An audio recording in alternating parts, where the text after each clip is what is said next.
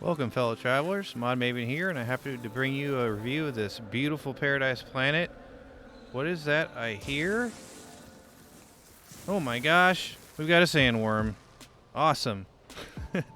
Alright, we're in the Euclid Galaxy in a Viking Tier 3 economy. Glyphs will be shown throughout this one if you want to come here and build, but do be aware of other bases in your surroundings. We'll check out the characteristics of this planet, and we'll check out some of the S-Class upgrades up in the space station and some of the ships, and we'll check out the other planets in the system as well. Then we'll come back here for a vibe score. Let's get to it.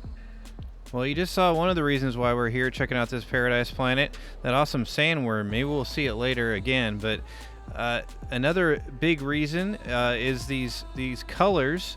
So we have some nice purple grass. We've got a little bit of bubbles. This is kind of bubble light, if you will. Not some really big bubbles, but kind of more of this bubbly champagne kind of look, which is really nice, actually.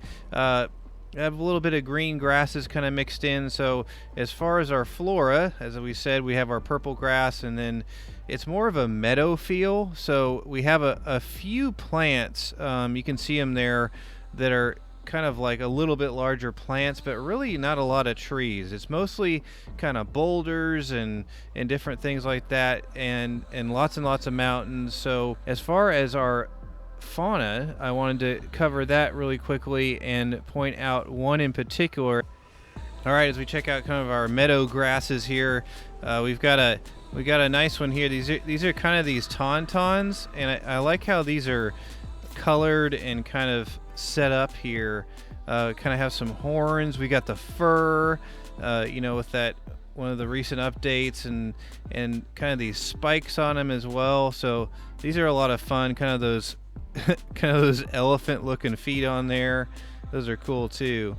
But a real big reason why we chose this paradise planet over others is the resources. So let's check this out. Let's hop in our visor here. So we've got ancient bones, which is great. Those show up in your visor. It's little yellow marks. We'll check that out in a second here. You can go dig those up and turn those in for money. Go sell them for money.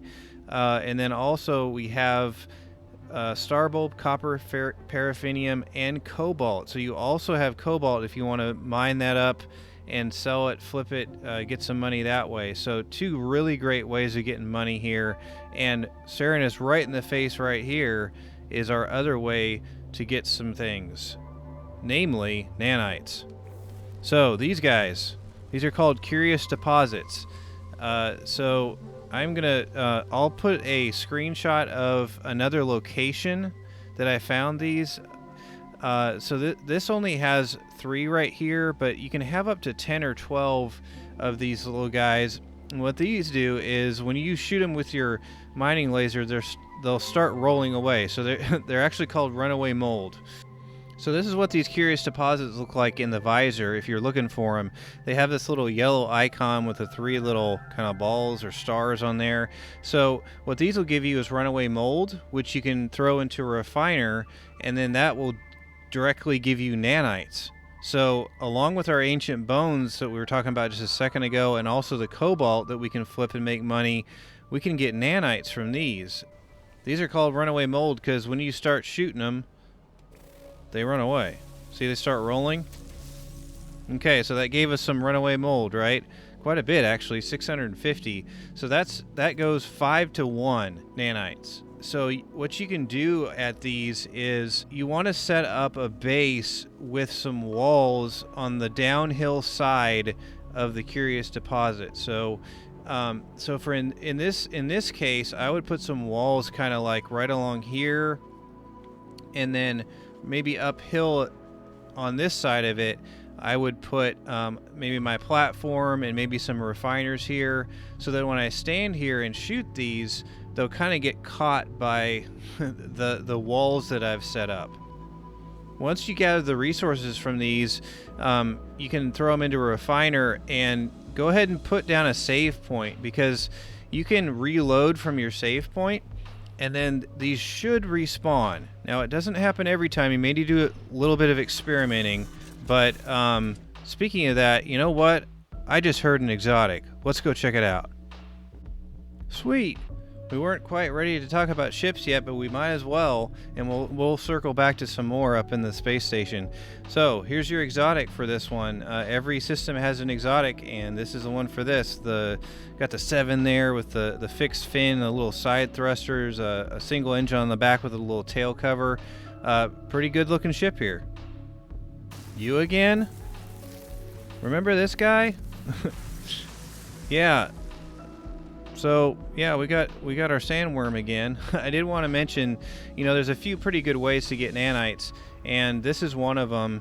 It's a fairly, reliable way, to kind of reload and get some nanites. Of course, you got ship scrapping, but for those of us who have 6 ships that we really like me, I don't want to keep that slot free, right? So this is a good way to get some nanites without having to sacrifice a ship slot and worry about that.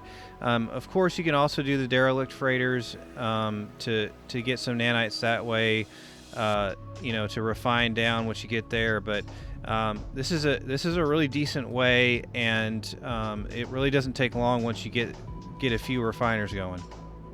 Did want to grab kind of a bird's eye view here of our topography for this one, just to give you a better view. I hadn't even mentioned it before, but this does have red water. Of course, if you've been basically to any planet, you've seen that before, right?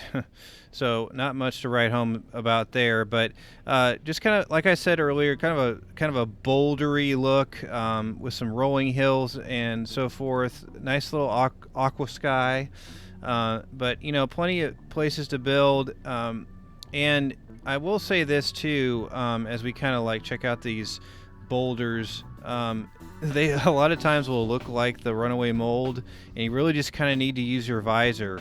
So you're just going to have to kind of search for it if you're looking for kind of a better spot. Like I said, I did put up those coordinates earlier, but there should be more as well, more spots to kind of farm those and get some nanites. Alright, out here in space, I wanted to check out the other planets that are available in this system. So the featured planet I wanted to show you here is this gamma intensive planet. I'll put up screenshots of these. So this is a really cool one. It has some mega flora that kind of wave like they're underwater. You'll have to check it out to see, but a lot of times with these gamma intensive planets too, they have really bright vibrant colors. There's a little white roly-poly creature that's there that's pretty cool. Nice blue sky. It's just a really cool place to go check out, so I would recommend taking a look at that one. Our other planets are an acrid planet, an overgrown planet, and then we have a temperate planet. That was the last one I want to say something about. For this one, it does have some pretty cool flying beetles and some of those flying goldfish looking creatures. You'll have to go check it out. Now, be careful on that one. That one does have aggressive sentinels, so they're going to mess with you, but the beetles are definitely worth looking at there. And also, because we have curious deposits on our Paradise planet, we are going to potentially have them on the other planets in the system. I was able to see them on the overgrown planet. I found some there. Now, again, you kind of have some problems with sentinels there. High sentinel activity, let's see right here. So, it's going to be more difficult because you're going to be mining those, and they're just going to mess with you. You may be able to kind of build all around it, and then the sentinels may not mess with you, but I would kind of stick to the Paradise planet if you wanted to start doing some runaway mold nanite farming.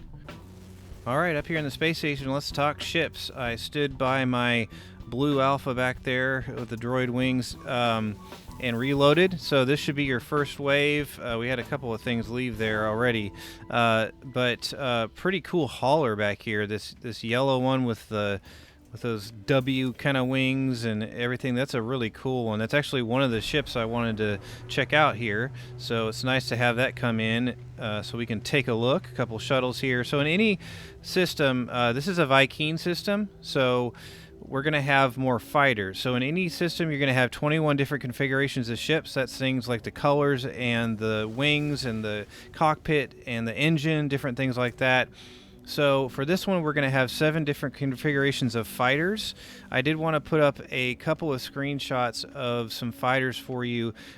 Specifically, there's a mint green and orange one with Starscream wings, and it's an alpha fighter, and it looks really good. I'll put that up for you. Also, here is a heavy fighter that's a base white. It's a bottlenose base white with some red and blue on it that really looks good too.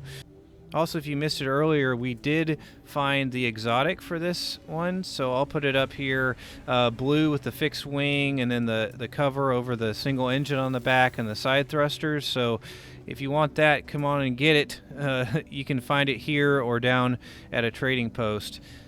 And then in addition to your fighters, you're going to have 3 haulers, 3 explorers, a few of which we've already seen there, and then you're going to have 7 different shuttles, and like I mentioned, our 1 exotic.